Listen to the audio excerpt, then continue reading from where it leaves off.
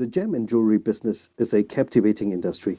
In India, the export of gems and jewelry has been on an upward trend over the years, but not without its fair share of challenges.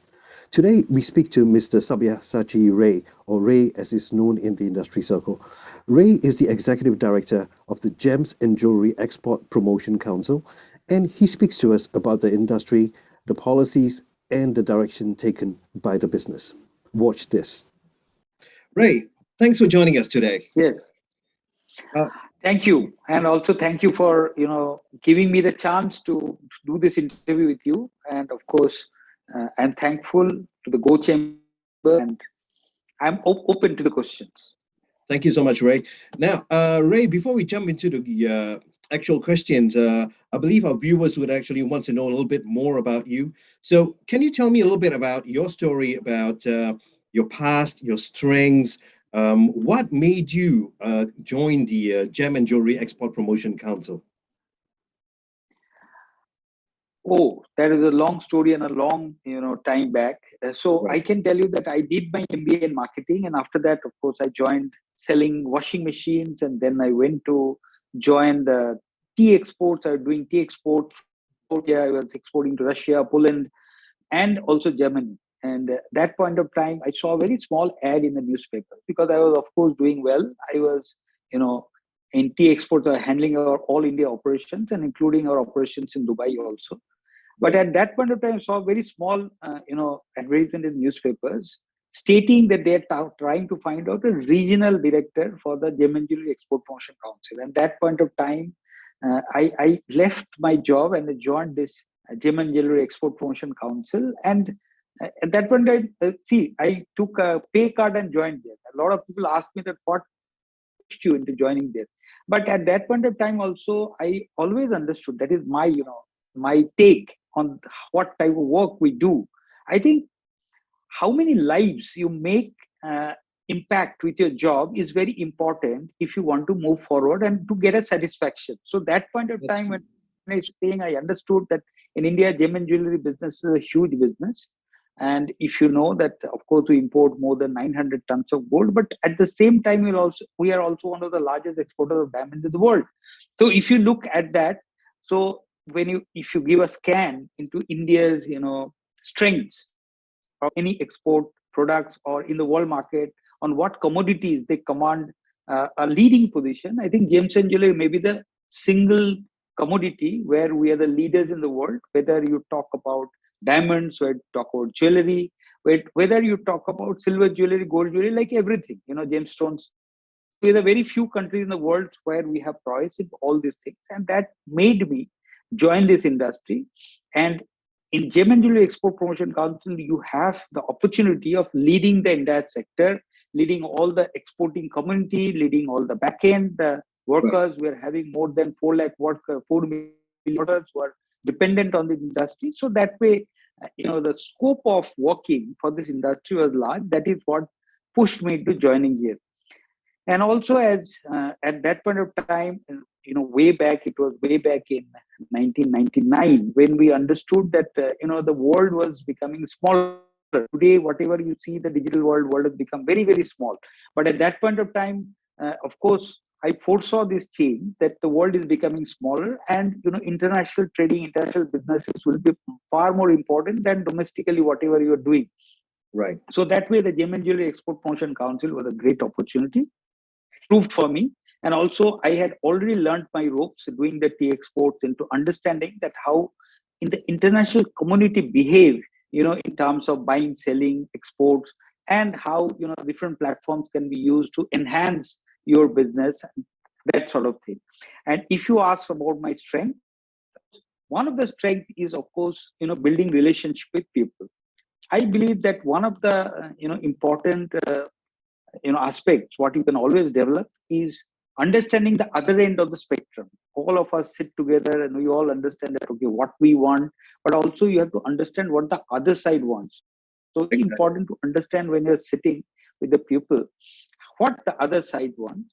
And in that sense, I think that is one of my strengths, that I can successfully understand the other side. And based on that, I can always, see that how that is delivered and how the relationship can develop. And in any relationship, the give and take should be there. You cannot always think that what you want that should be delivered. You have to also deliver what the other side wants. So that way it can function. And that I went on building relationship throughout my career, and that is what I think it helped me into going forward.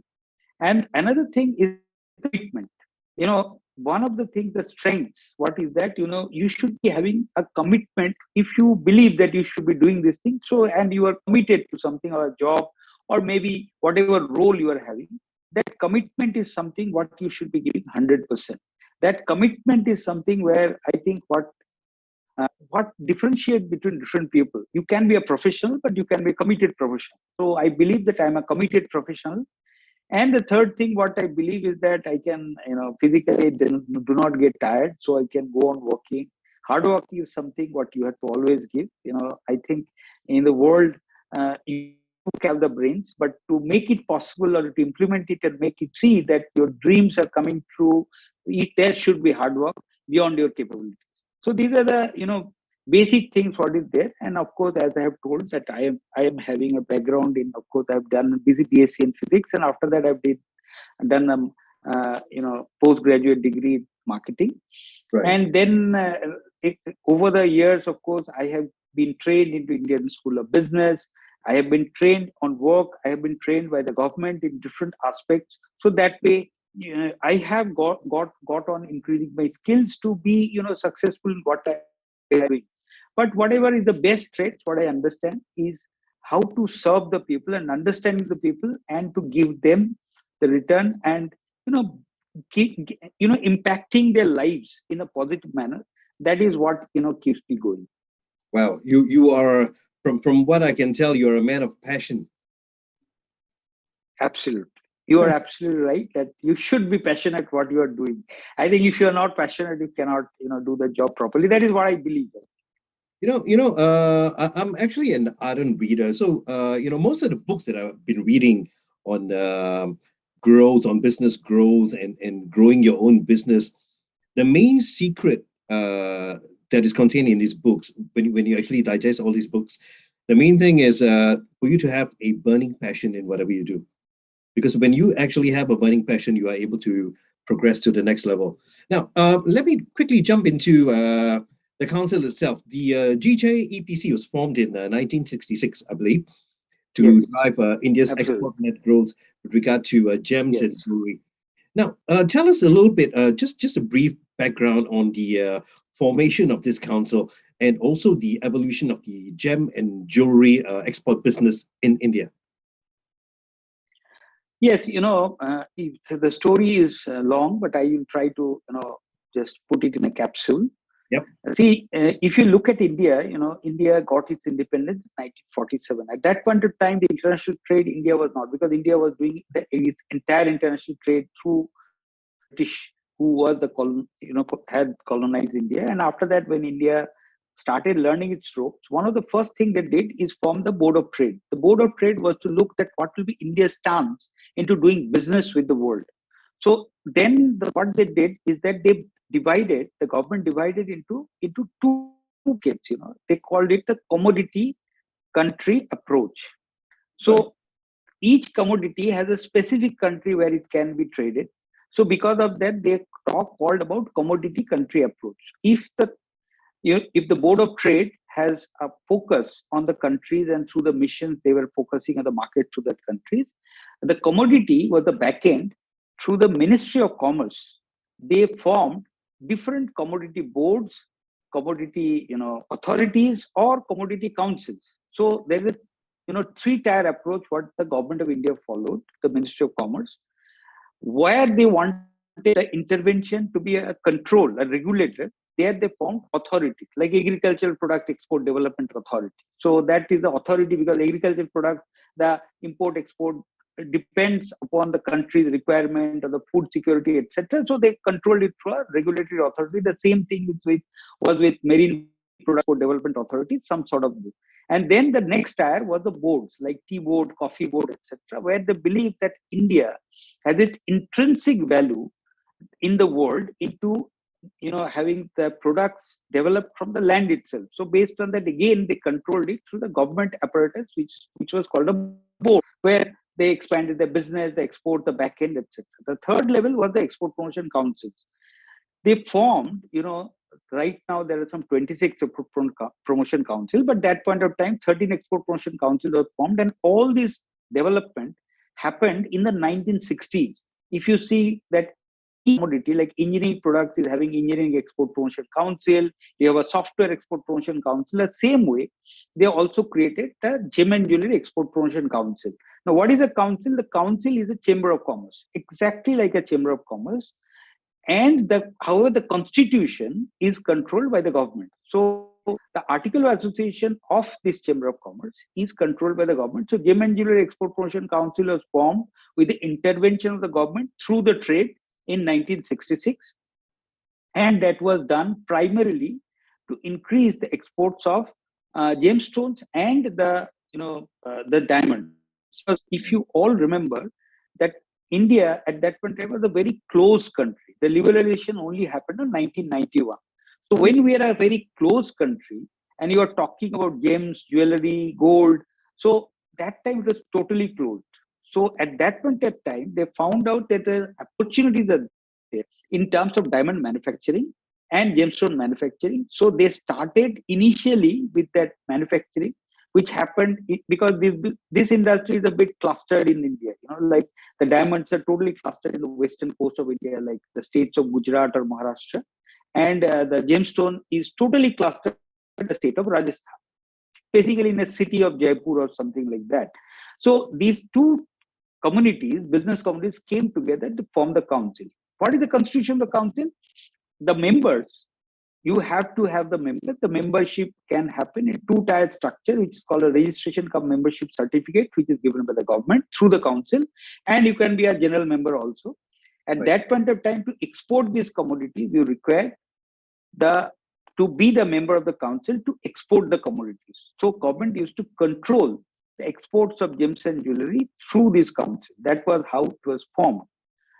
However, over the time, like from 1996, 97 onwards, government has liberalized, and now you do not require to be the member of the council to export or import.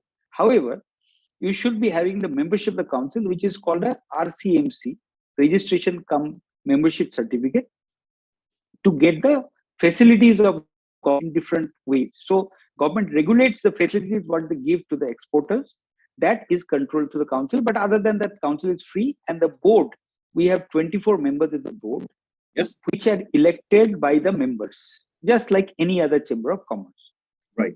Only 3 nominated members are the government. So those 3 nominated members are nominated by the government to see that the objective of the government, which is increase of exports of gems and jewelry and employment of manpower in the country, is being done by the council. But however, the Gem and Jewelry Export Promotion Council is a not-for-profit body.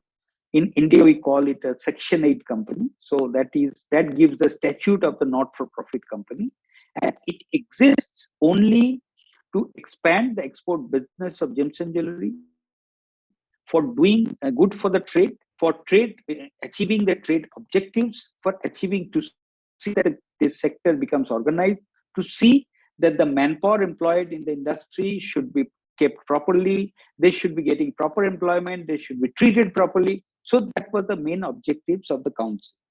So to fulfill these objectives, the council does different activities, but the 1966 onwards is a long journey, but the best of the journey happened in diamonds and the colored gemstone from where it started. So right now where we are, so we started somewhere, but at one point in time, we used to tell that 9 out of 10 diamonds set in jewelry worldwide is cut and polished in India. That was some, let's say it was in some 2000, 2001, 2, it was like that. Now we are 14 out of 15 diamonds, which are set in jewelry worldwide, are cut and polished in India. We're an absolute monopoly. Some 1 million people directly works for this. Our, are having more than 2,400 offices worldwide. So we're having a huge network of offices. You go to Hong Kong, you go to, USA, in New York, you go to Belgium, Antwerp, you go to London, everywhere you'll find these Indians are having their offices, the distribution offices. The main back end, the manufacturing happens in India. So the next country, I'll just give an example. Like in cutting and polishing of diamond, the next country who is having this much workers is China, which is 25,000, and we are 1 million. So the comparison is like this. So in effect, the entire diamond cutting and polishing manufacturing has traveled into India, and below 1 carat, the cutting and polishing, India is absolute monopoly in the world. And if you ask that what we do with the diamonds, let's say the entire world, whatever diamonds are mined in the world, it is around 128 million carats last year. Of 128 million carats, 120 million carats diamond came to India for cutting and polishing. Right. So it is absolute monopoly, and also in terms of exports also, I told you that it's 14 out of 15. So this is how the industry has developed in terms of diamonds. And now we are forward integrating into the studded jewelry manufacturing. So in jewelry manufacturing now we are, let's say in studded jewelry manufacturing, we are the 4th largest exporter in the world, or trading destination in the world. Right. So when you speak about exports, can we just cover a little bit about exports to the special economic zones? Because I believe there were challenges that have been overcome in these zones. Yes, one of the largest stories, how, as I told you, that first it started with diamond, and of course in gemstones also, in emeralds also, we are a cutting and polishing leader. In tanzanite, we are a cutting and polishing leader. Gemstone also, we have the same development followed. However, from 1991, when our economy was liberalized, right, at that point of time, the cutting and polishing community, or the business community, saw a huge opportunity in terms of exporting. Or that point of time, the GJEPC, or Gem and Jewelry Export Promotion Council, we called it forward integration. What was the forward integration? So what a cut and polish diamonds, whatever we are manufacturing, that has to be studied into jewelry and then exported. So the value addition happened. So that forward integration happened.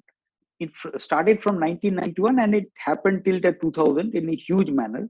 And in that forward integration of manufacturing studded jewelry with the diamonds, whatever we are producing, the special economic zones helped us to grow in a big manner, in a big way. Because at that point of time, government came out with the special economic zones, and a lot of new entrepreneurs came in, set up their shop there with factories. So it became a manufacturing driven, export growth. And that point of time, government was also giving a lot of shops. If you talked about those shops, one of the largest shops was the, income tax waiver.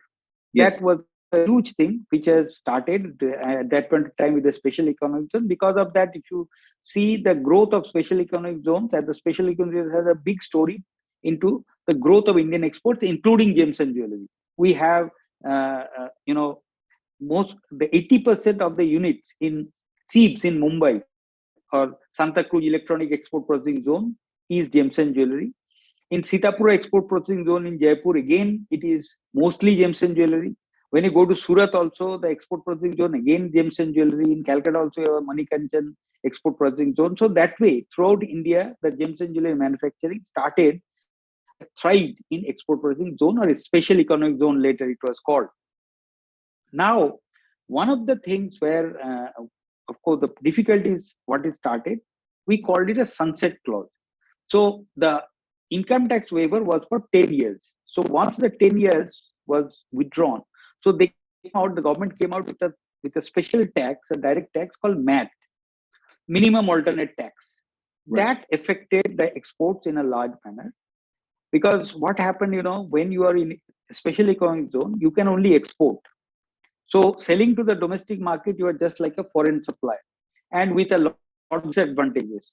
So that way, so it was not encouraged that whatever you are manufacturing special economic zone will be sold into India. But you also know that gem and jewelry is a seasonal, industry. So the manufacturing peaks on the later part of the year to serve the festive seasons of the Hindus or the Christians or the everybody. So later half of the year, like Chinese New Year, everything comes the later half of the year. So the manufacturing peaks in some time from July to October, November, or something like that. And other times it was a bit lean period. But during that time, due to Indian marriages, it may not be that much lean in India. So the capability or the capacity what has been developed in these zones can be used for manufacturing and marketing or selling their products in the Indian market. So that was a big demand, which we called, reverse mechanism, basically. Okay.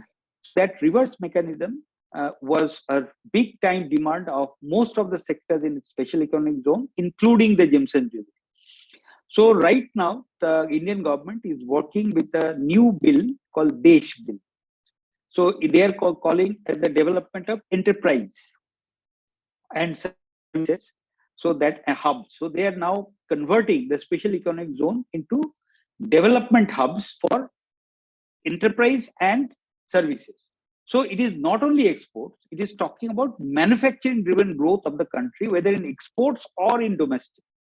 So that way, the Desh will get a lot of changes. It will see. We are hoping that this bill will be passed by this November, December, and by January it will be effective. Once it gets effective, all these difficulties what the people are facing inside the special economic zone, they become captive. So they do not have that enterprise to develop. That enterprise development can happen after these changes. What will take place, because the Special Economic Zone Act happened way back in 1991, as I told you, 93, all those time, and now it required a change. And now this change, once the government brings, then this Special Economic Zone again act as a manufacturing hub, both for exports and for creating a domestic-led growth. Right. Now, we are almost coming to the end of part one. But yes, before, I would like to ask you one more question. The world has just got through a major war with the virus, the COVID-19 virus. And, as we head into the post-pandemic world, help us to understand to what extent has COVID-19 and the restrictive measures put into place because of the virus, how have they affected the economy in India, and especially so the gem and jewelry export business? How bad was the impact, and how did the council step in to assist its members? This is when I look back, of course, all of us, when we look back, it was really difficult because COVID, as I understand, it struck India sometime in the last week of March, right, 2020, if I remember correctly. So we were lucky on one aspect, because the fiscal year in India, as you know, that it happens from April 1st to March 31st.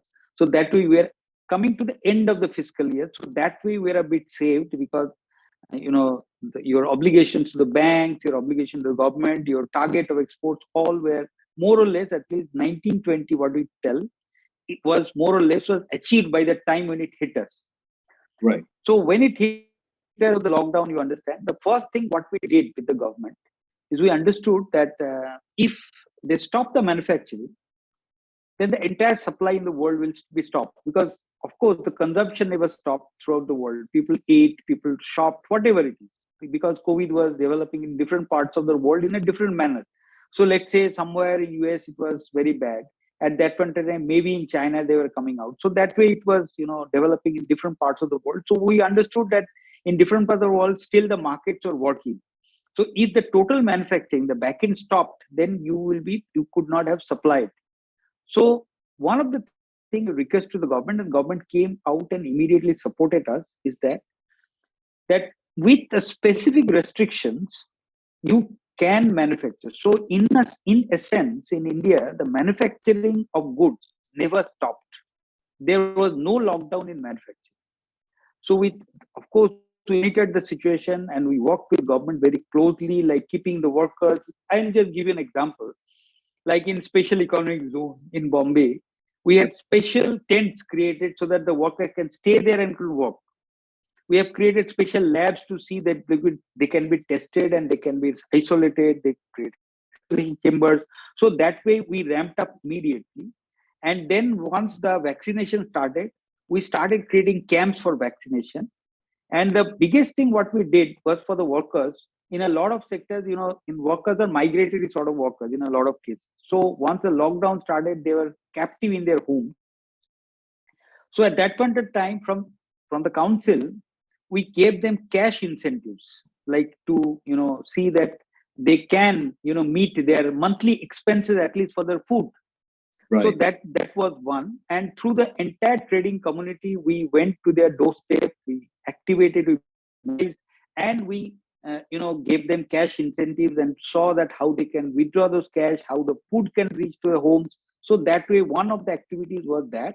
Another activity was working with the government to see that the manufacturing continues. The third activity was to see that how the transporting happens. So let's say the aircraft, how it goes, because the aircraft was down. So all the cargo aircraft, through the cargo aircraft, how that can move to the markets. So that was another third thing what we worked. So these are 3-4 things what we worked. And also if anybody is stranded abroad, we were trying to see that how they can come to India, our community, because as I told you, a lot of communities, our communities are in Hong Kong, in let's say in Singapore or in Dubai. So all these communities, how they work, they're also intervened with our embassies, and we saw that how they can continue their work. However, it was very, very difficult time. I can give an example. Like we have right now, we have around 8,500 members. So as a council, just like as your Chamber of Commerce, we have 8,500. That point of time, 2021, our membership dropped down to 6,000. This Wow. is one. And second thing is that our exports averaged on 1920, $35 billion. And on 2021, it came down to $25 billion. So this was the type of how we were getting affected. And as a council, as we are you also know, you are also a Chamber of Commerce. So all our things are services. We do not deal with any products. So our main service giving is, of course, membership. How to run the council income happens, you also understand, through our fairs and etc. And at that point of time, if you remember, all the fairs were closed. So all type of business fairs were closed, all kind of business activities were closed. We were only doing this. And at that one time from our reserves, but still we are bold enough that from our reserves, we gave into the government and to the trading community. Let's say we have a reserve of 200 crore rupees. Of that, we gave in some 50 crore rupees into all these things. So that were difficult times, but we are thankful that we came out very strong. During that COVID times also, when we came out, we moved one of our largest fairs from Bombay to Bangalore, and we did it somehow there. And then we did a truncated fair in January 2021. So that way we continue with those activities and continuing this, serving the community, trading community to the way we can. But we are thankful and we are lucky that on 21-22, from 25 billion in 2021, we reached $40 billion. So we ramped up very rapidly and gave the support so that the trade can come out of that and can ramp up from 25 to $40 billion. In effect, achieving more than what was their pre-COVID level. So that way. Right. Ray, thanks for sharing this far. Now, we have come to the end of part 1, and we will recap what we have spoken about in part 2. So Ray, thank you very much for sharing, and I'll see you in part 2. Yes, you're welcome, the Chamber guy. Thank you.